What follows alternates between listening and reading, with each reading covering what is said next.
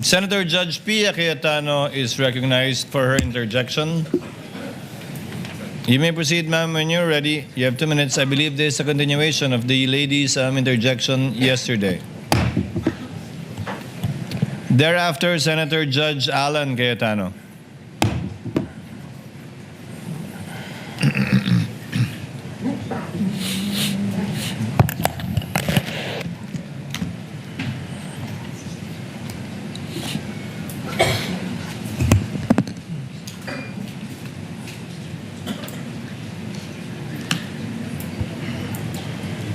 We are ready, Mr. Presiding Officer. For the witness. Sir, nung May 13, you're recorded as saying, katunayan, nakiusap nga po ako kay John Consulta na puntahan kami dito sa Sequoia Hotel dahil meron po kaming planning mula po pa kaninang umaga, and you went on to say nandun ka with all the deputy directors, etc. Do you confirm?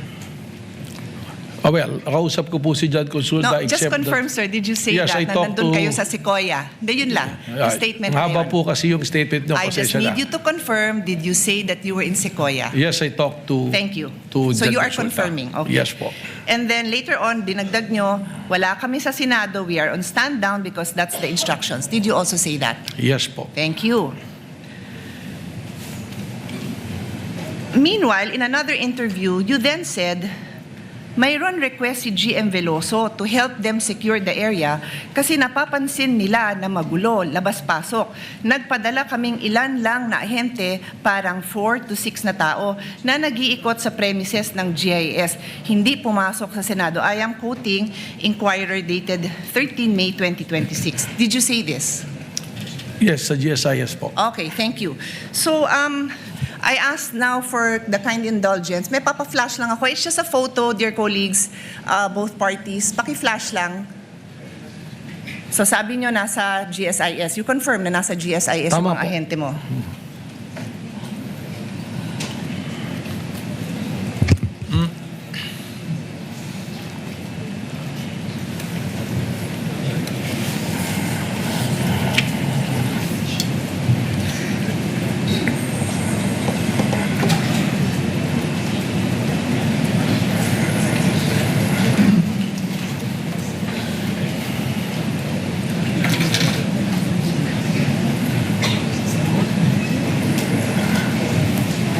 Pwede magpa-update sa technical what's going on. It's just a photo. No. Ito, I'm just showing the Senate website for the record. Senate website.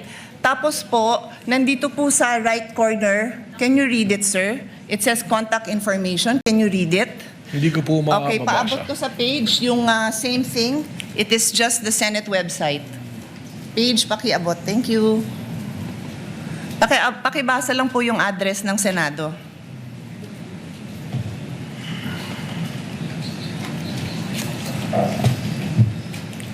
Contact information, GSIS Building, JW Jokno Building, Pasay City, 1300 Metro Manila, 632-8552. Okay na po yung phone number, no need. Apo. So pakiulit, ano hong building? GSIS Building. Opo, kasi nag-iisa lang naman ho ang address namin. Umuupa po kami dito sa GSIS. Iisang building lang ho po yun. And for the record, kung saan nakita yung tao mo, likod lang po yun ng office ni Senator Loren Legarda. Nasa video po yun. I will not bother everyone with that. Kung gusto nyo, Presiding Officer, I can, but for now, I won't. Kasama po yun sa area na inuupahan ng Senado sa GSIS. We are paying rent for the information of all. So yan po ang gusto ko lang ma-establish. It seems kasi po na you swore an oath, no, to tell the truth, the whole truth, and nothing but the truth. Is that correct? Yes po. Thank you very much. So, sa kaalaman po ng ating mga nanunood at masigasig na taga-subaybay ng mga kababayan natin, Rule 133 on the weight and sufficiency of evidence. Sabi sa Section 1, preponderance of evidence, in determining where the preponderance or superior weight of evidence on the issues involved lies, the court may consider all the facts and circumstances of the case, the witness's manner of testifying, their intelligence, and also their personal credibility. Furthermore, In Section 11 of Rule 132, a witness may be impeached by evidence that his or her general reputation for truth, honesty, or integrity is bad. So nag-ring na yung bell, I will be loyal, I will follow this na lang, pero may record pa sana akong papakita. If the body wants, I will show the video na sinabi din po ni NBI Director in an interview, wala pong nasaktan, wala pong nangbugbog. But we have a video, alam po ng lahat ng mga kasamahan natin na yung OSAA, yung aming pong personnel, binugbog. May video po tayo niyan. I leave it to the body, I leave it to the presiding officer if we want to take up the time of this court to show that. Yun lang po, maraming salamat.